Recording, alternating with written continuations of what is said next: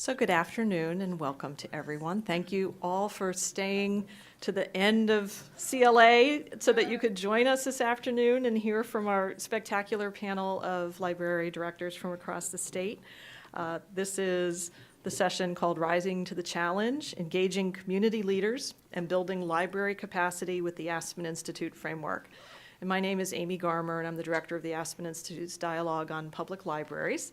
And I've had the privilege of working with the California State Library, who's been funding this series of community dialogues, community library dialogues in California this year, and with partner librarians who were joined by here to explore ways for using the Aspen Institute framework and resources. We'll talk a little bit, very briefly, about what those are. I have a handout that includes some information and the web address libraryvision.org, where you can access these materials that we're talking about. What we really want to focus on today is to explore why these libraries were interested in bringing the Aspen framework and process into their communities, what the process was like, what the outcomes have been short term now, since they took place not too long ago, what some of the challenges were, what they've been learning, and how they plan to move forward building capacity with the insights and the experience they had with the Aspen process.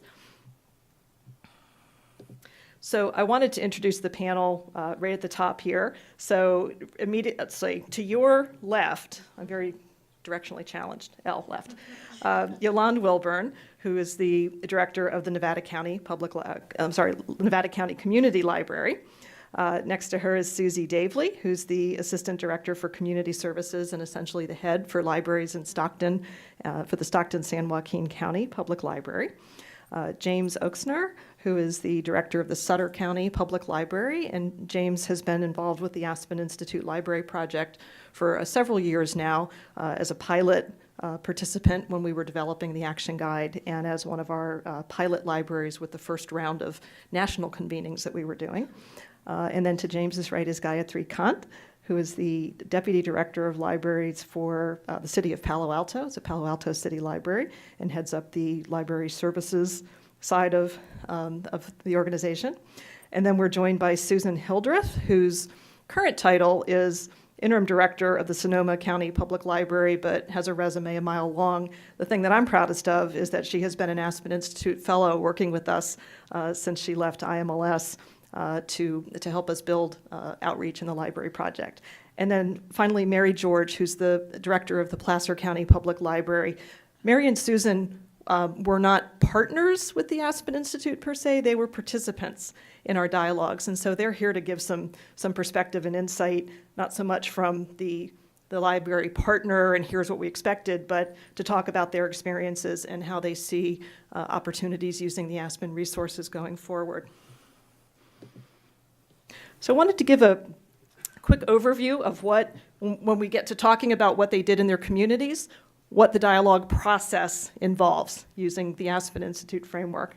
So we worked with each community to kind of draft an overview document that would explain to the community why the library was interested in convening stakeholders and leaders from across different sectors, and what we were looking for in their participation and in outcomes from the meeting. We convened in 3 of the 4 community dialogues that we did. We convened a planning committee or a steering committee in Stockton. We had a small internal planning committee. In the other 3 communities, we engaged some stakeholders from across the community in a small group who were able to help us kind of scope out some of the issues that we might want to discuss in a larger community meeting. We prepared the dialogue plan and agenda for a day-long convening, 9 to 5 essentially. I think we were 9 to 4:30. We secured the venue. We identified and invited participants. That process of confirming and getting people and preparing background materials. And then we convened the leadership roundtable and have prepared 3 reports. The Sutter County report was done since that dialogue was in November 2016. That one's already out. We're going to be releasing the Nevada County report this week on Wednesday, and we are in discussions to determine dates for the Stockton, San Joaquin, and the Palo Alto Library report. So that's kind of an overview of kind of the skeleton of this thing called the dialogue that we'll be talking about. Now, the Aspen Institute process is driven by an understanding of libraries as integral partners that need to align with their communities and the community goals and aspirations. We put out a vision report in October 2014 called Rising to the Challenge, which is how we get the name of this session, Re-envisioning Public Libraries. It's very much aimed at the non-library stakeholder community to provide a resource for them to understand how libraries, public libraries in particular, are operating and achieving their mission in some really different, and I hesitate to use the word relevant, but ever more relevant ways. There seems to be a lot of conversation these days about what makes libraries relevant. I think we should be beyond that term. Conversation for another day. But we took the vision report and deconstructed it in its various sections and created an action guide with a series of tools and exercises and resources and discussion documents. And that has come out in 2 different versions, so that is something that's referenced in the handout. We have a facilitator's guide if you need assistance in the process of moving through that dialogue and convening and facilitating a community dialogue. There's information there, and that's all available at libraryvision.org. Okay. So the framework rests on what we call 4 strategies. The first, which I already alluded to, is aligning with community goals. And that's a very resonant strategy for a lot of library directors, and it's also the basis of these community dialogues as we focused in these 4 communities, starting each conversation with an understanding of what the community aspirations and goals are. The second strategy, which we try to communicate through the dialogue to these community stakeholders, is providing access to content in all forms at public libraries. It gets into some conversations about the role of technology and having communities understand that technology. I think I'm getting ahead of myself here. Okay. The third strategy, ensuring long-term sustainability, that's very much built around the idea of fostering collaborations and partnerships with your community and with these community stakeholders. The Aspen Vision really sees and understands that long-term sustainability for public libraries is going to be driven by its ability to do these other things: offer access to content in all its forms, align with community goals, and engage the community both for direct funding, but also I think increasingly for partnership opportunities and collaborations. So you'll hear a bit about some of that in the discussions from the communities. And then the fourth strategy is cultivating leadership, and we see that as both cultivating leadership within the library and also within the community, that through these dialogues, the library is not only demonstrating its leadership to the community, but it's also providing an opportunity to cultivate leadership among other stakeholders in the community. So specifically for the California dialogues, we had 3 specific objectives. 1, to use these events in each of these communities as a catalyst for new thinking about the library. 2, to discuss how you can leverage the library's assets in new ways to advance community goals. It's often a conversation that folks from different sectors, like the business sector, for example, haven't really thought about. And 3, the focus had been on developing a set of actionable recommendations. So the dialogues focused on getting to the end of the day with a couple of proposals for ideas that the library and community together can begin to move forward on.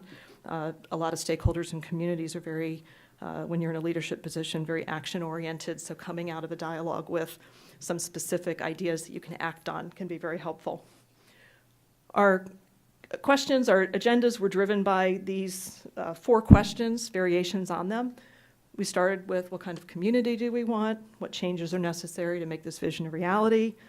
How can the library help bring about this transition and achieve the vision?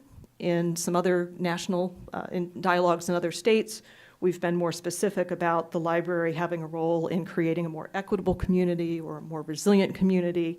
So we phrase it as, how can the library help create a more resilient or more equitable community?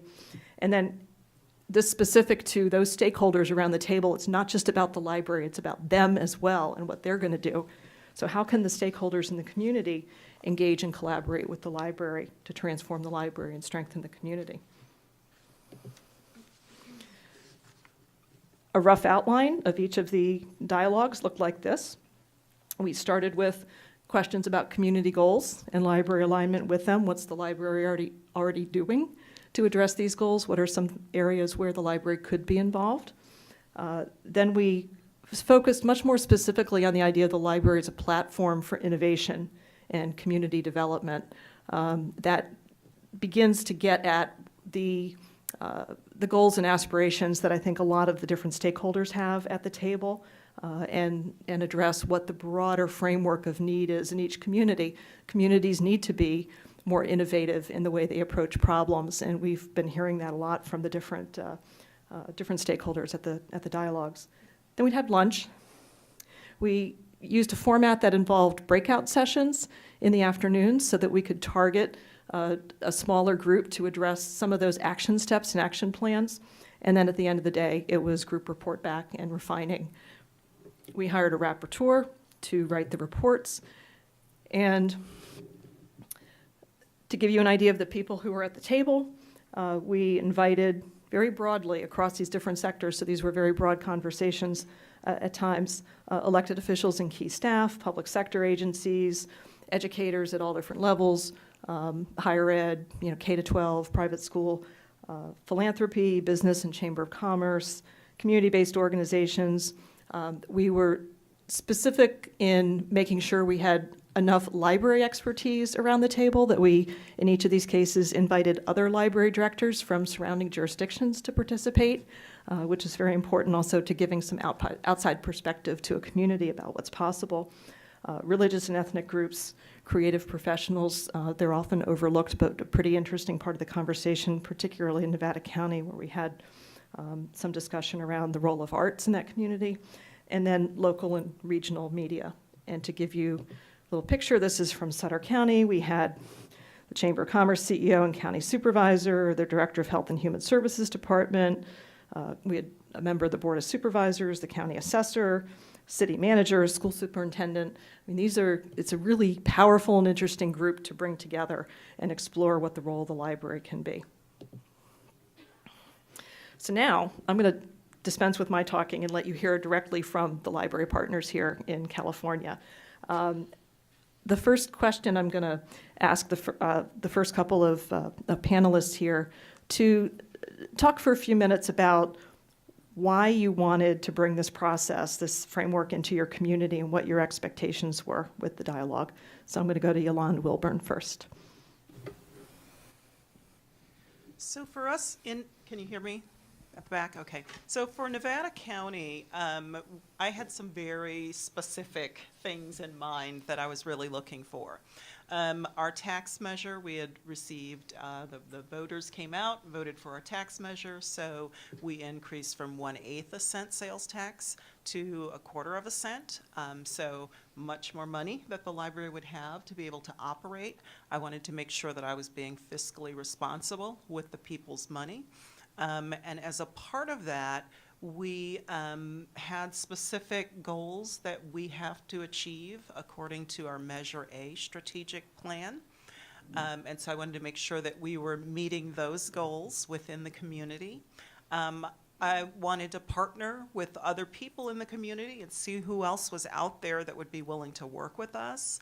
And I think Amy mentioned a really big reason that I wanted to do this was just to ensure that we were working with every member of our community to ensure that we're doing the right thing. The town of Truckee in Nevada County had already expressed a great deal of concern that, and it had been going on for years, that they did not feel that they were getting their fair share of the tax money.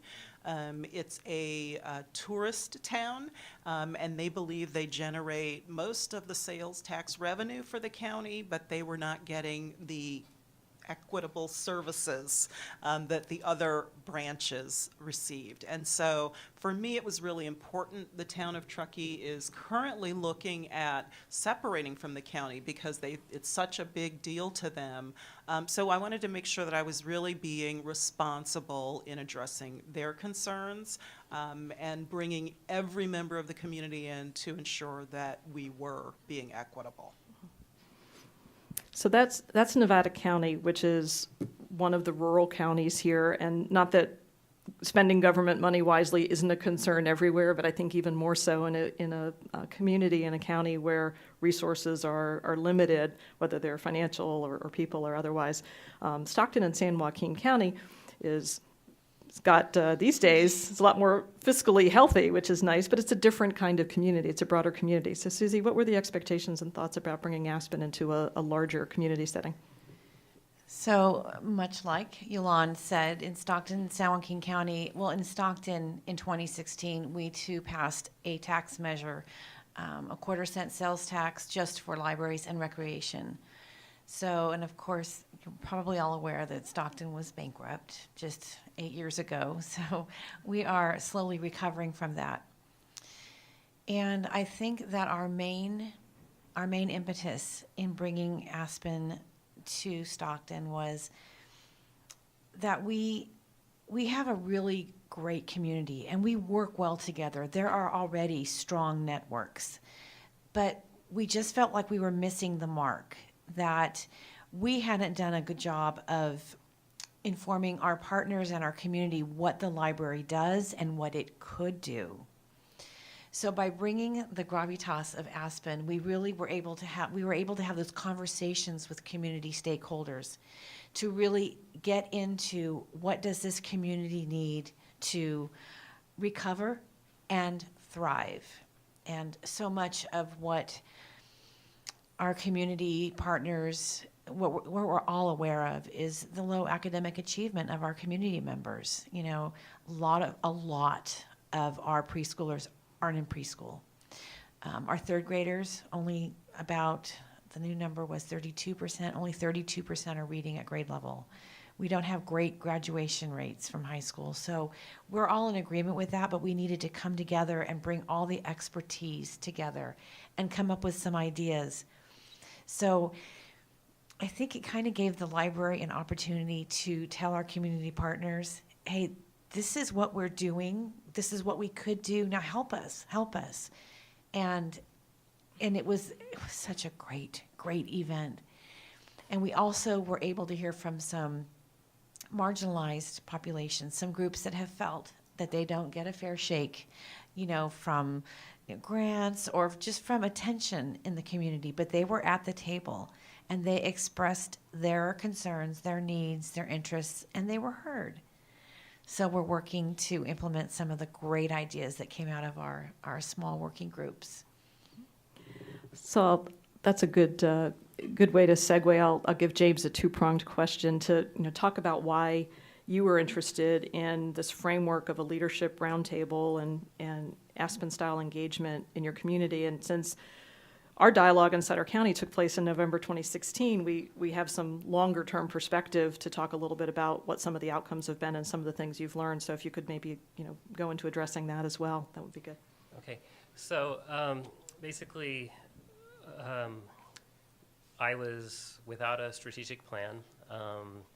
Our county government at the time, there were a lot of the leadership positions were vacant or had interims who were only there temporarily, and so kind of looking for a direction to go. And I think I had a plan in mind for the library, but I kind of wanted to make sure that it was something that actually was a community need and not just something that I thought would be kind of fun and cool. So, and I'm really glad because the one fun and cool thing that I really wanted, it stayed in the conversation because other people wanted that too. So, so anyway, without this strategic plan, I kind of felt stuck, and I used the Aspen. Well, first I think it was the Rising to the Challenge. I'd read that, and I was like hooked on that, and I kind of carried it around everywhere I go, and just keep reading it and sharing it with people, and then as we worked through the action guide, it became more clear that this is really going to be something that could help me in a way that a strategic plan could as well, and so. Gathering people together to have the conversations that we needed to go into our leadership roundtable. We had 4 public dialogues that we held with different groups in the community. So we had like a group of people who were maybe the people who had been in the community for many years, who were involved with the museum and the historical society, and then we met with another group that was teens and people in their early 20s, and then we had a group of people who were more tied into the library. So we had our friends group, we had staff people there, and then our 4th group, I actually hired someone to bring together a kind of who did we miss, and so a very diverse group of people were brought together for that 4th one, and we gained a lot of great information to then inform the leaders who came together for the leadership roundtable. And I think it really made that roundtable successful, because we had all these leaders, decision makers at the table, and we could tell them, here's what the community is saying, and we've talked to all these different groups, and this is what's going on. And so it really kind of tightened everything up. And then, of course, after the roundtable, we had the recommendations that came out in the report, which I've really been working with that report, using those recommendations, and those then kind of inform all of my decision making when it comes to things that are happening in the library. It's like, okay, so how does that fit in with what the community asked for? How does that fit in with kind of what came out of the report? And I think one of the main things that I probably didn't think about at the time, but looking back, are just the conversations that were started with leaders that I've continued to kind of maintain. And those leaders who were at the table continue to come to me. I go to them. I started asking different department heads, can I have a tour of your department? And then now you have to come over and take a tour of the library. And so I've gotten to know people on a different level, and I just use those opportunities to kind of keep the library at the forefront of what they're thinking about. So, and I've developed a great working relationship with our Health and Human Services Director, who now has people in the library. In one of our rural branches, they come and they help people sign up for benefits there. And we have kind of an on-call person who, if we have maybe someone in the library who's having a problem that we can't quite figure out what to do, we can call them, and then they kind of help us through it, or they just say, in this case, you call the police, or in this case, you just watch them. Or so, but just having that kind of support from your leaders in the community has been really, really valuable. And then just some of the other things about just getting out into the community, doing pop-up type things. And we're not doing the pop-ups in the way that might have been discussed at the dialogue, but we are doing them in ways that I didn't really think about at the time. But we're going to elementary schools, and we're teaching English to immigrant moms when they walk their kids to school. Then we have a room for them, and they all stay, and then we have English and citizenship courses, and then they kind of can do 2 things at once, like take their kids to an environment that they're already comfortable in. So we're kind of looking for those types of opportunities all the time, and so much of this came out of from our Aspen Leadership Roundtable and dialogues. So.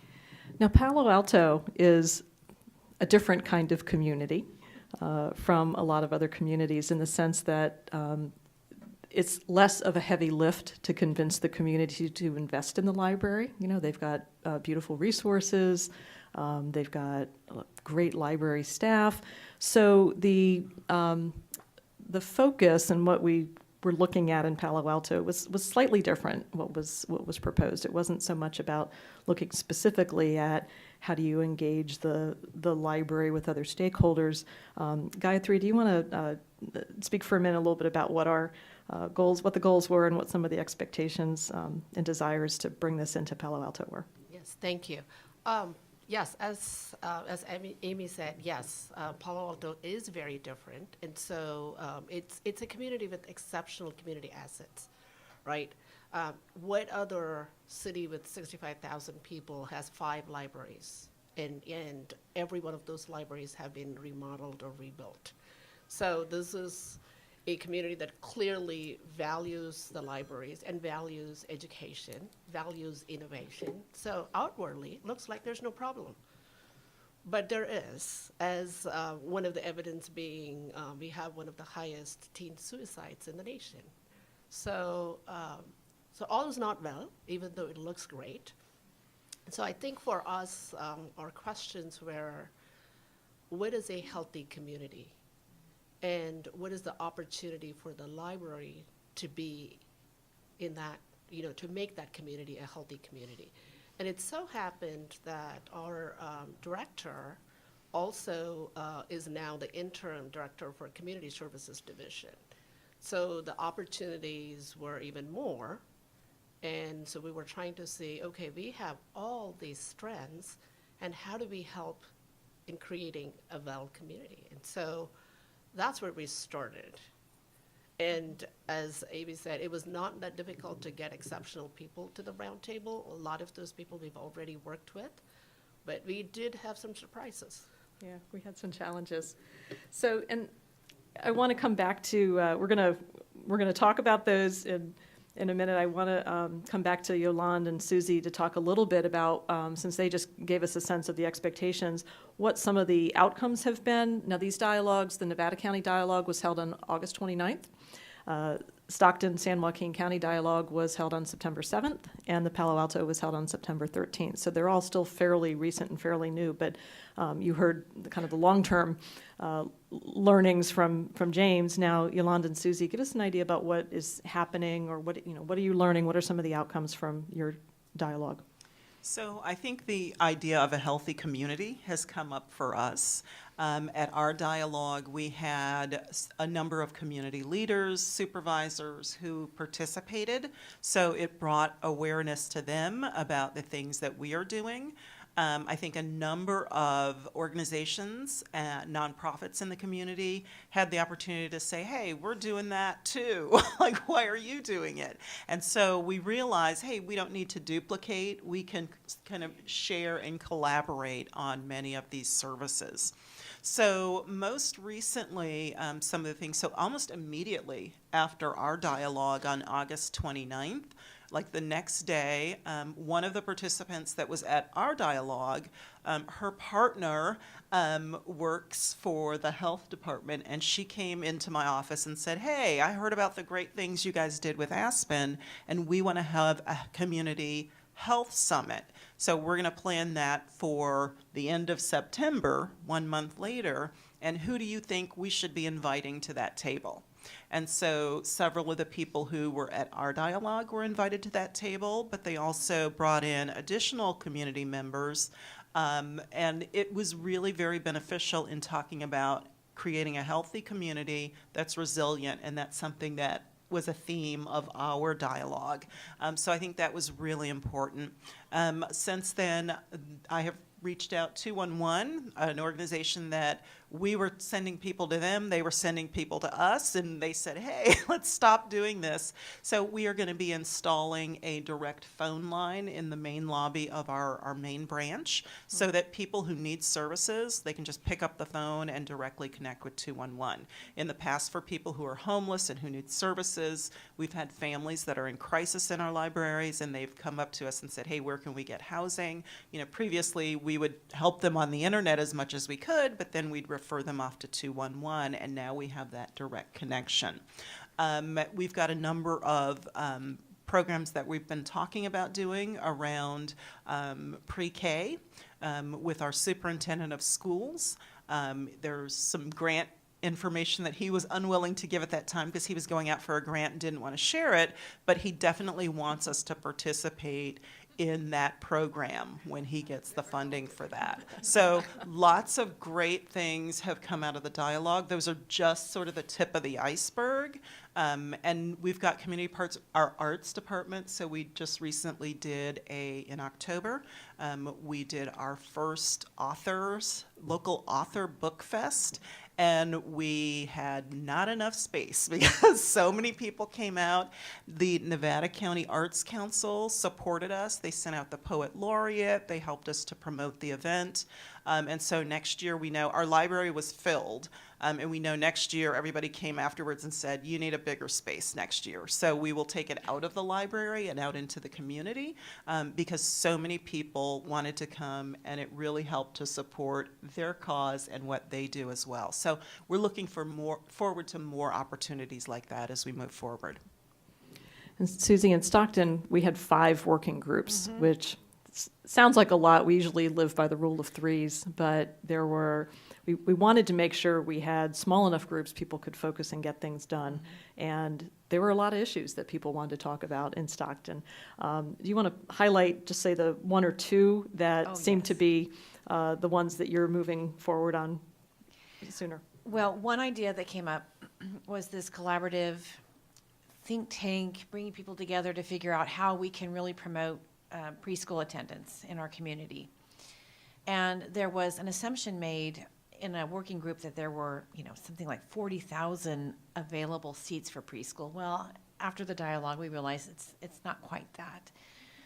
So that goal might have needed to be tweaked, but thankfully, we are in the process of designing a new library and recreation center in North Stockton, first building in Stockton in many, many years. And so after the Aspen dialogue at our next meeting with our architects, I just raised my hand and said, I want a preschool. And everybody said, so we're going to have a preschool. If I say that now, it has to happen, right? But it is very likely we will have a space for preschool in this library recreation center. I am so thrilled about this. And it's in an area where there are a lot of underserved families that don't have access to preschool programs. So that's one thing. Another idea, I'll stop at 2, Amy, if you want. But another idea was this pop-up kitchen where we can take a kitchen into the libraries or out into the community, teaching healthy eating habits. I mean, let's face it, we are San Joaquin County. We have great agriculture, farmers markets all over the place. Let's use that to teach our community how to eat healthy. So we are toying with some ideas of funding for that. But then at the design meeting for our new center, I said, I want a kitchen. So now there's going to be a kitchen too, so that we can teach ESL and have just healthy cooking classes in there. And I have to say, our designer really, we were already thinking along those same lines, so I can't take complete credit for that. But we're also working with some groups that felt like they hadn't had a voice at the table. And we have a Little Manila Foundation, and within about a week of the dialogue, I got a phone call. And he said, I want to work with you.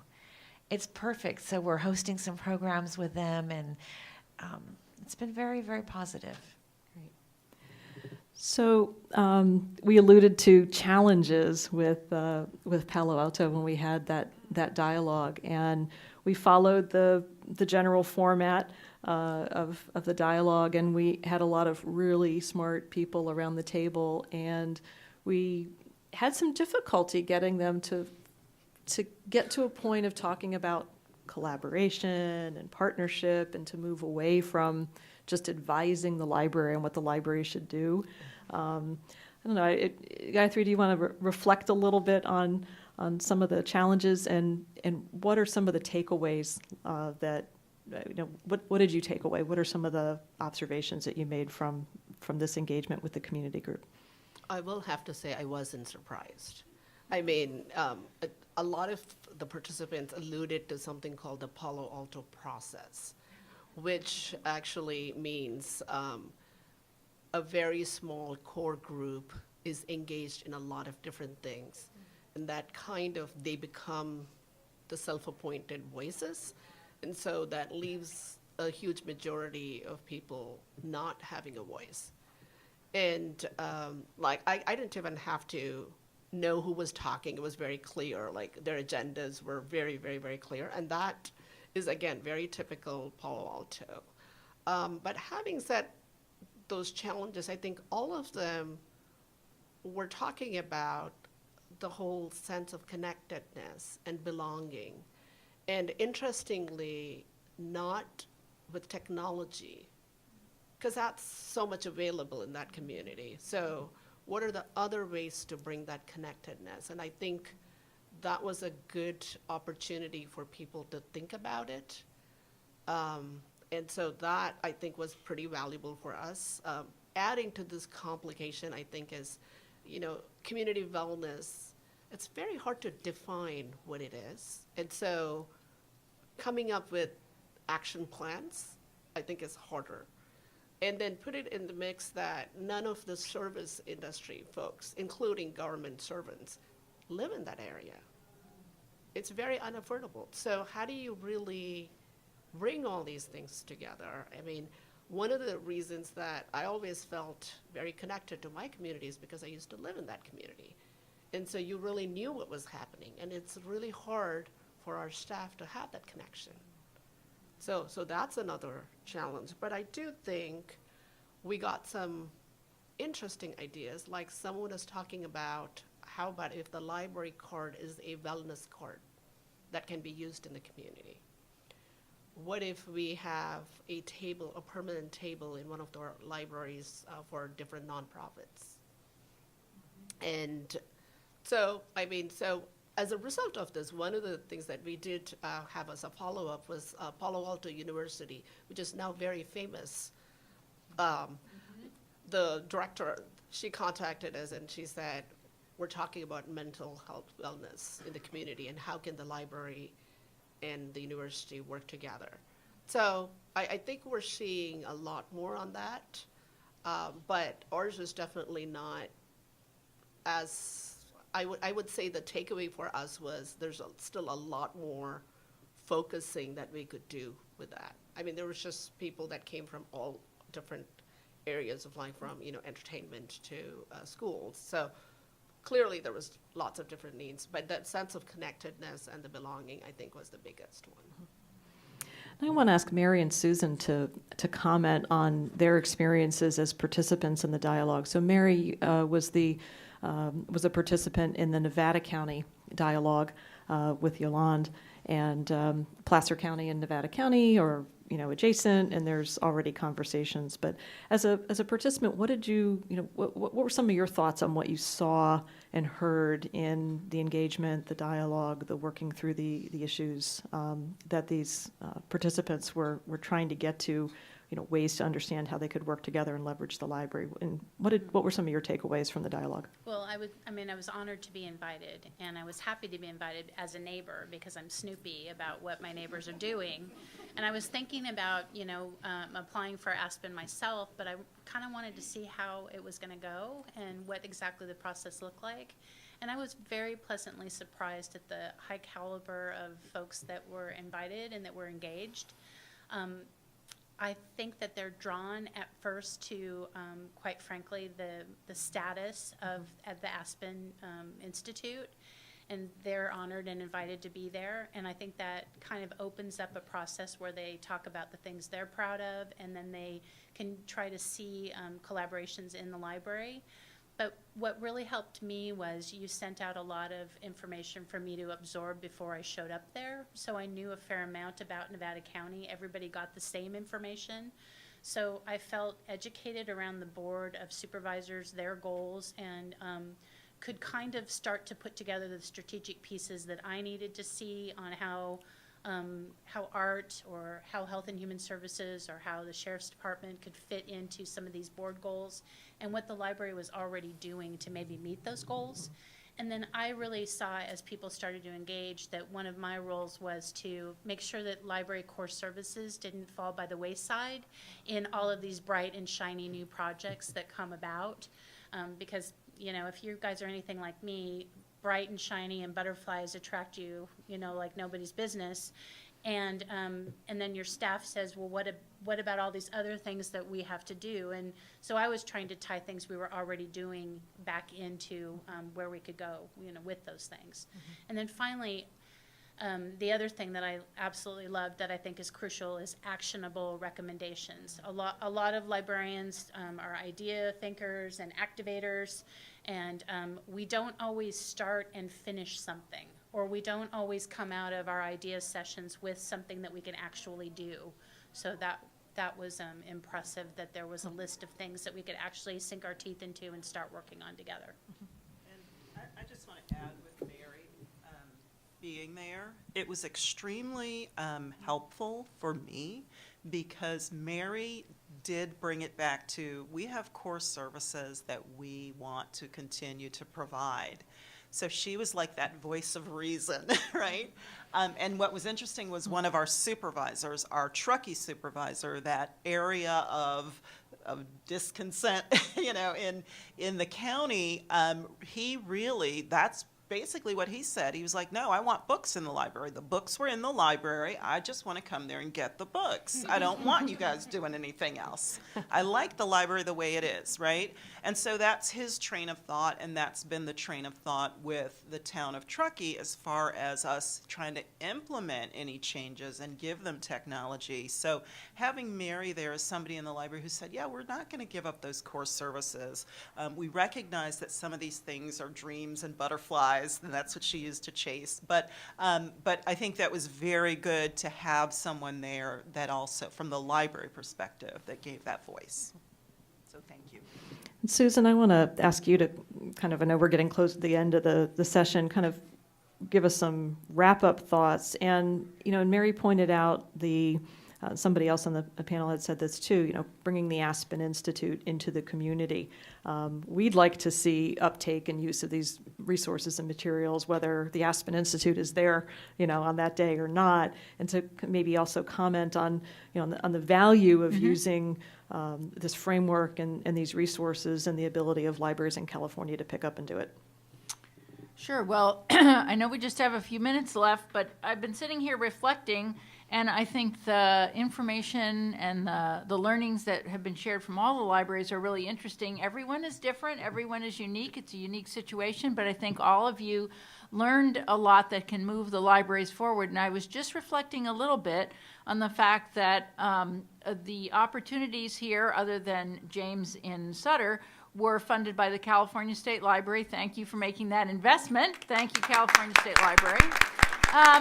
But I also wanted to note that, you know, I think we just launched off in the Aspen Institute report. And what I want everybody to think about is that the Aspen Institute work was funded by the Gates Foundation. That's why we're really here with this body of work. And Gates, as you know, is no longer funding libraries. This was one of their legacy investments. And I frankly think it's really paying off. It was great to hear what everybody had to say and what you're experiencing. And I want to just focus on this libraryvision.org website. There is tons of free information there, tons of downloads.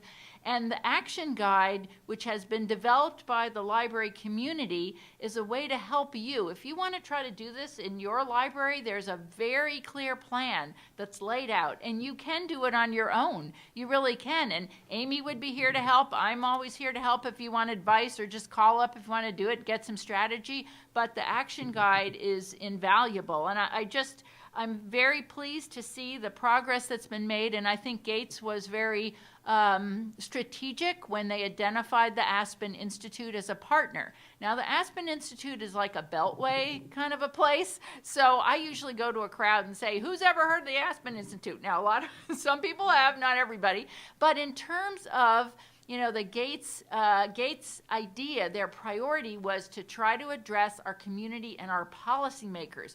Not that we don't need this work ourselves in libraries, but to really work with policymakers at local, national, state, whatever level we're at, to get them to understand the assets we have and how we can leverage those assets to help communities. So everybody did a great job here. They're doing it.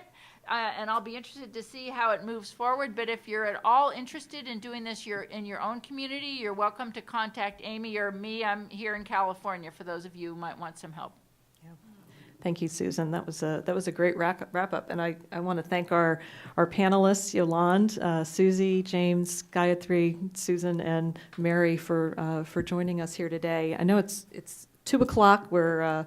We're at the end here, but I do like to see if there are any questions. I mean, we're dialogue based. If there's anything anybody wants to know or discuss, I think our panelists might be happy to stay for a few minutes afterwards. But yes.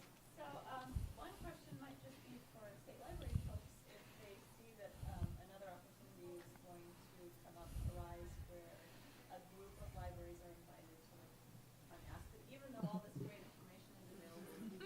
So that's one question. Other question is a lot of us are involved in the Harvard process or just started, which is community conversation, different structure, but a lot of similarity. So the question is, how do you see those two kinds of initiatives connecting? Well, the State Library will have to defer to them. We thank them very much for the support this year to do these conversations, and I think they'll be having some meetings over the course of this month to determine how they're going to use some of those LSTA funds next year. So the answer will have to wait. On the Harwood, I think Harwood and the Aspen process, they're both very complementary. And we've been exploring, we've heard this for a while. When we did our pilot for Action Guide, we had several communities that had been part of the ALA Libraries Transforming Communities pilot with Harwood. I think that and when James talked about doing a series of community conversations, or we called them workshops, it's very much and it wasn't based on Harwood. We had actually gotten some information from Gina Millsap in Topeka, where she had used that process using some of the Aspen resources. So we kind of followed her method, but it's very, very similar.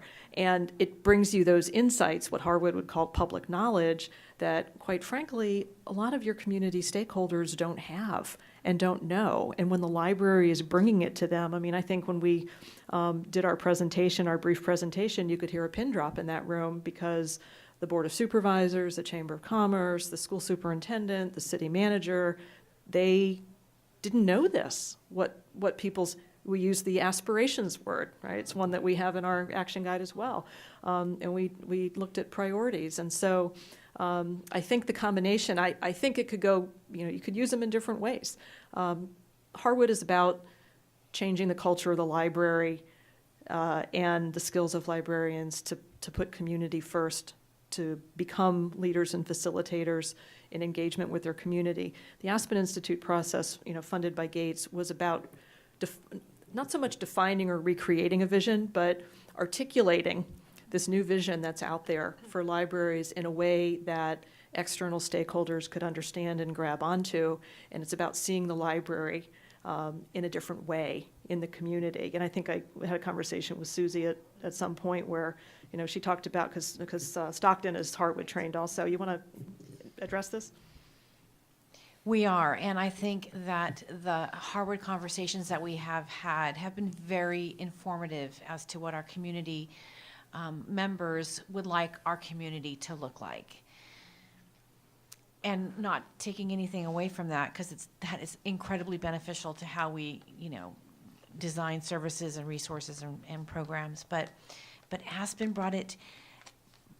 made the library the center of that conversation. How can the library be a part of this? And true, we had to do some some quick informing to our community members about, yeah, we do that. Yeah, we have lynda.com. Yes, we, but the conversation was really about how the library can respond to these community needs. And at Aspen, at our dialogue, they came up with some really great ideas. So a little bit different there. Can I add something on facilitation? Yeah, go ahead. Okay. So for smaller libraries, we're not a huge system. We are a partner library with Sacramento Public.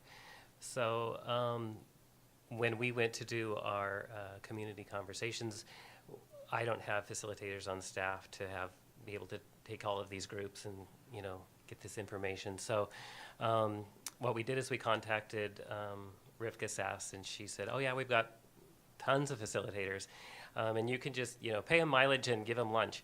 And that's what we did, and they were great. And it was a really great thing for our community to see, wow, you've got these great facilitators here. And it's like, it just was, I think, impressive to those groups that were gathering to talk, to have that kind of support and a really very professional way of keeping that conversation moving along. And so you can find these people if you need them.